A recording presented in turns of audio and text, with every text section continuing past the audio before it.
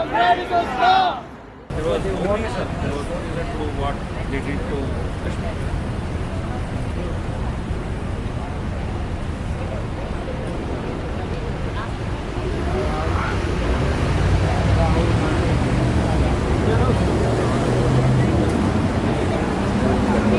Today we're at the Freedom Tower in Miami, and we're here to build awareness for all of the Kashmiris that fled in 1990 from their homeland. We're here for Kashmiri Exodus Day, and we're gathered here peacefully to do a protest for all of those who have lost their lives. And we want everyone to know that Kashmir is only a stone's throw away from our homeland. And we're lucky enough to have the freedoms that we have here. And we'd like to have Kashmiri people feel that they can have the same freedom to go back to their homeland or to exercise their rights here. So please support us.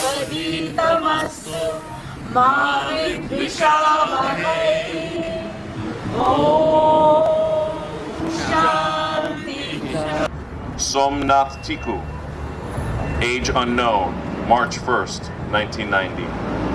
Ratan Lal, age unknown, March 1st, 1990. Stand here before you, having been born and raised in Kashmir, representing thousands of years of history, culture and tradition, which now faces a real threat of being erased and wiped off from the face of this world, earth. How did it come to this, and where did it all start? Life in Kashmir changed abruptly for all Kashmiris in the 1980s when the valley came in the grip of Islamic militancy. Sponsored by Pakistan, local Kashmiri Muslims and terrorists from across the border began to change the very fabric of Kashmiri society, turning the home we once knew and loved into a theocratic and autocratic society where Kashmiri Hindus were quickly recognized as undesirables, non-believers, and police informers. Thus, 26, 1990, Dr. Rajnath was unceremoniously gunned down by terrorists just outside his home. He was a theatre assistant at Lal Ded Hospital, where I also worked at that time. We had spoken earlier on that fateful day during a case in which he was assisting me. It was the night of April 28, 1990. All Muslim residents and nurses were off due to Eid. At Lal Ded Hospital, I was the only Kashmiri Hindu senior resident doctor working along with a Sikh intern, besides other Sikh and Ladakhi nurses. There was an attempt to abduct me by a group of terrorists that night, which I very cleverly thwarted by riling up the patients and family members in the waiting area who refused to have the sole physician in hospital taken away for a mysterious house call.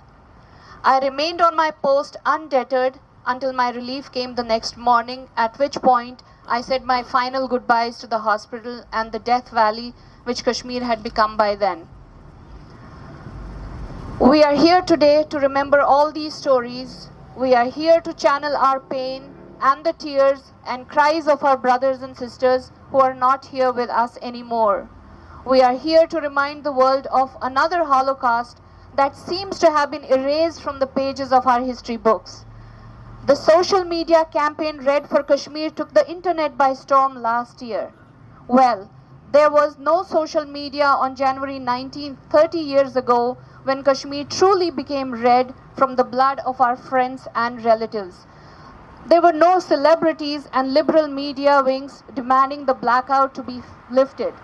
There was no New York Times sharing photos of the carnage and destruction of Kashmiri Pandit homes, lives, temples and workplaces for an aghast Western society.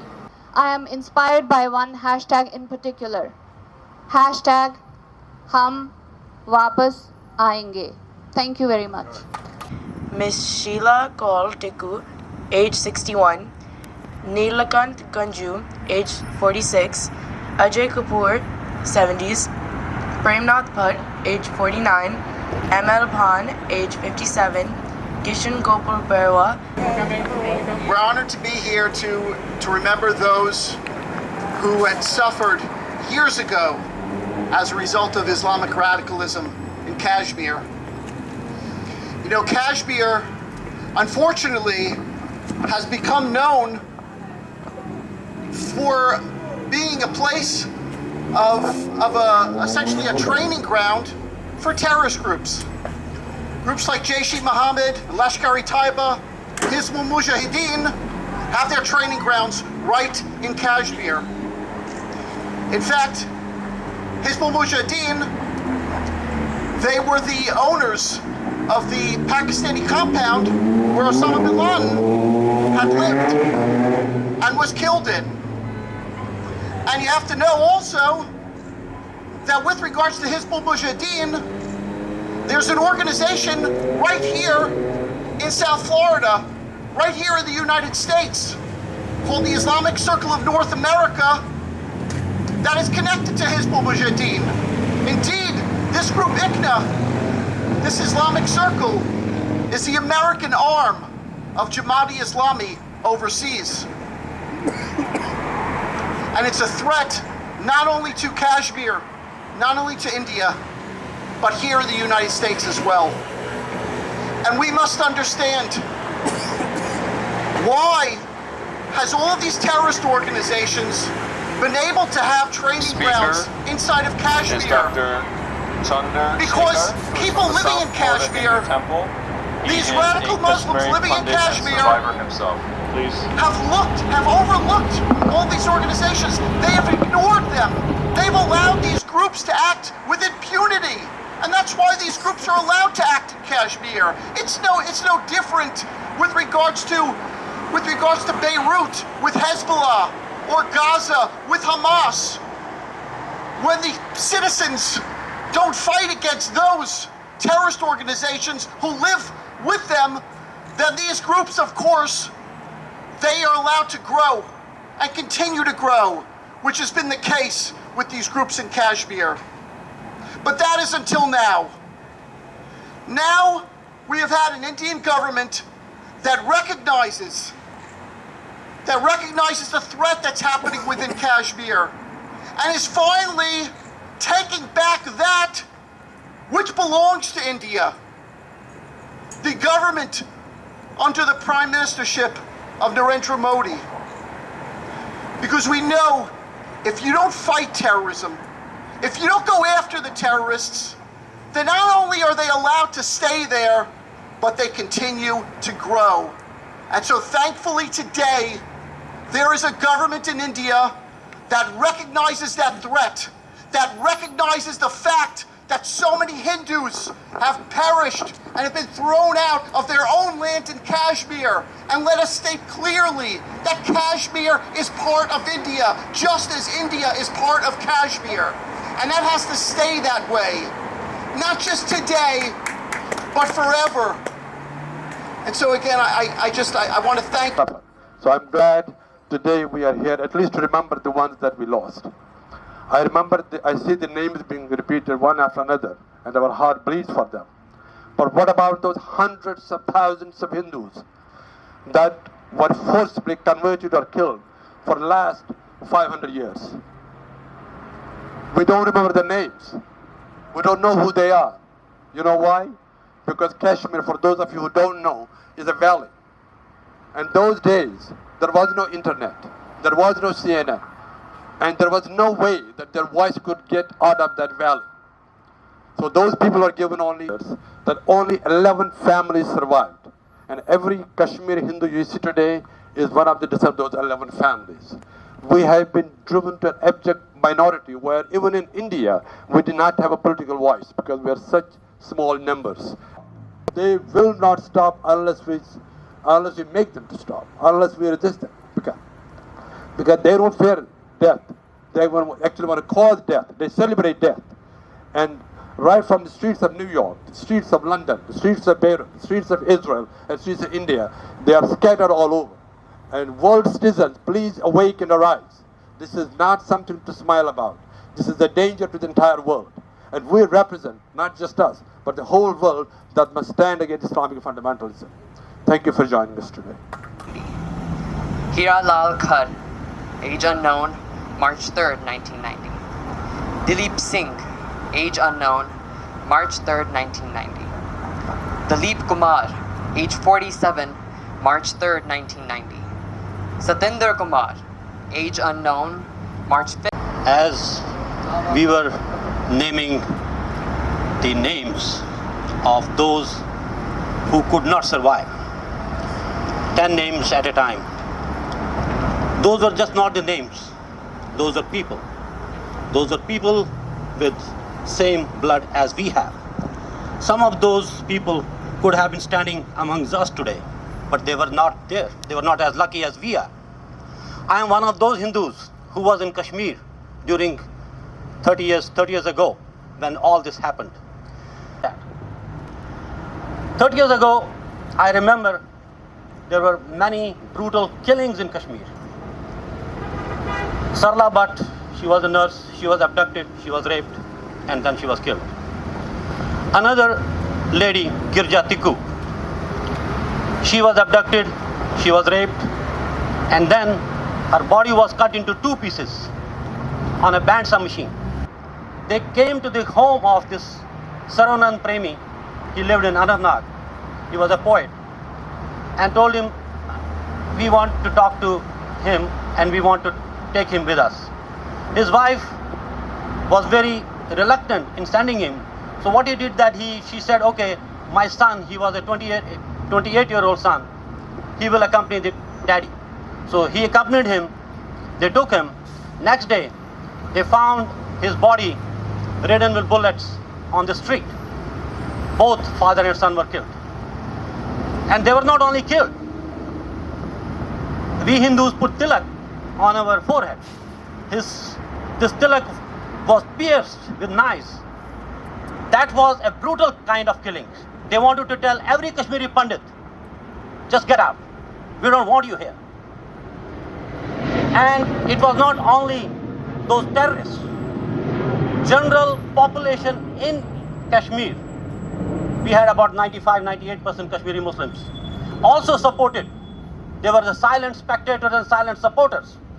So I will tell that most of the Kashmiri Hindus, 500,000 that we say, who are ethnically cleansed by Islamic terrorists and Muslims of Kashmir.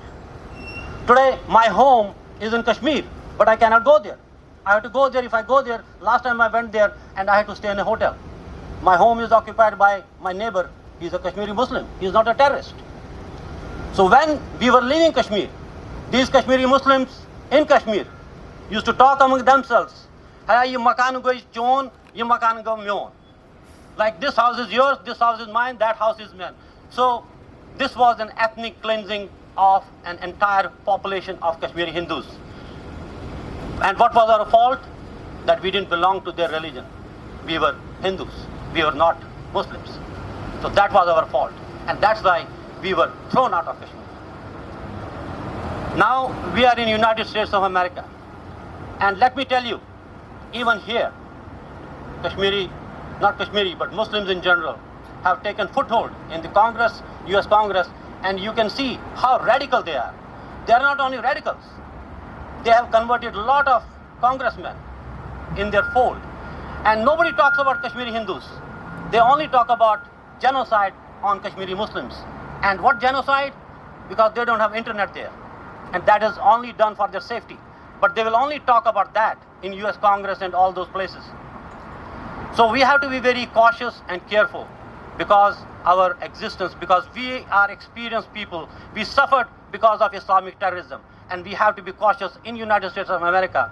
We have to, at whatever level we can, we should go to our local congressmen, we should go to our senators and try to convince them about the threats and the dangers of Islamic terrorism. This is a sad day, and on this sad day, I just want to pray for all those who got killed and who were not fortunate to be here amongst us. Thank you very much. Thank Deepak Ganju for organizing this event and making us aware what is happening. Next, you know, as mentioned by other speakers, it was 19th January 1990 when this fall occurred. Slogans were being raised from the mosque loudspeakers. Kafir ko maro, kill the Hindus. Hundreds of Hindus were murdered. Women were gang raped and killed. Hindus' temples were razed and destroyed. You have just heard the chilling personal story from Dr.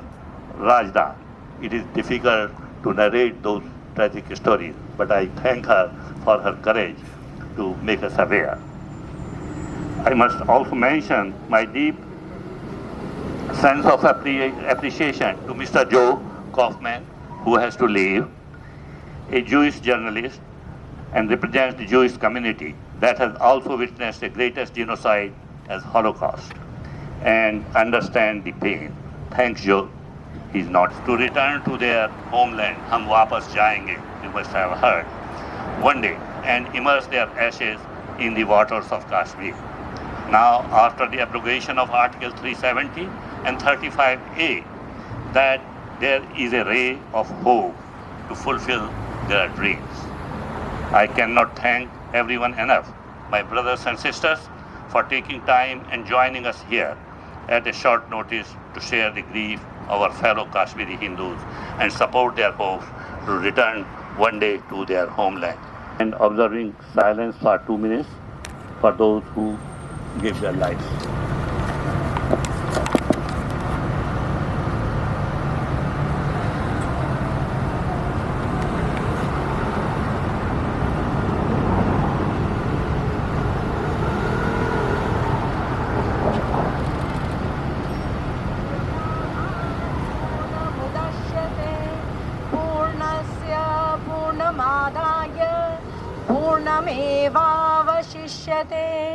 Om Shanti Shanti Shanti.